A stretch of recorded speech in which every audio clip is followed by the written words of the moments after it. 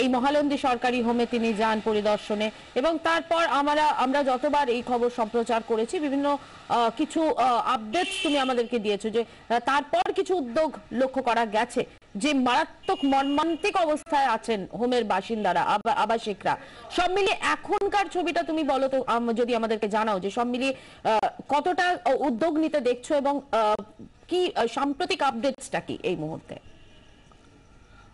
প্রশাসনের যে উদ্যোগ সেটা প্রশাসনিক ব্যবস্থাপনার অঙ্গ, অর্থাৎ কোনো ঘটনা ঘটলে ঘটনাস্থলে যাওয়া, কিছু অফিসার যান, তারা সরেজমিনে বিভিন্ন জায়গা ঘুরে দেখেন, যারা ওখানকার কর্মী তাদের সঙ্গে কথা বলেন।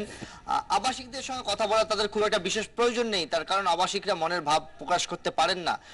যদিও এডিএম ডি ডেভেলপমেন্ট তিনি একটি উদ্যোগ নিয়েছেন, এখানকার যারা সুস্থ আবাসিক রয়েছেন তাদের ঘরে ফেরানোর বন্দোবস্ত করার কথা তিনি চেষ্টা করছেন।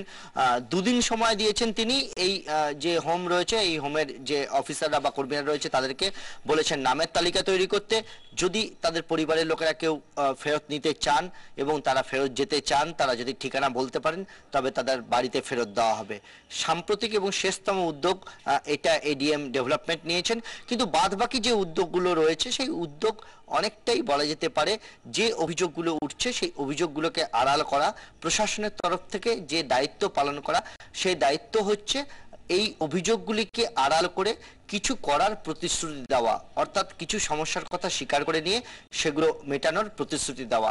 এটাই প্রশাসনিক উদ্যোগ। তবে এডিএম ডেভেলপমেন্ট যা করছেন সেটা হয়তো কিছু বাড়তি এটা বলা যেতে পারে যে এই আবাসিকদের ঘরে ফেরানোর, যারা ভালো আছেন বা ভালো সুস্থ যারা অবস্থায়, যাদের মানসিক অবস্থান অনেকটা উন্নত, তাদেরকে বাড়ি ফেরানোর একটা চেষ্টা তিনি করছেন। এটা বলা যেতে পারে প্রশাসনের একটা অন্যতম উদ্যোগ।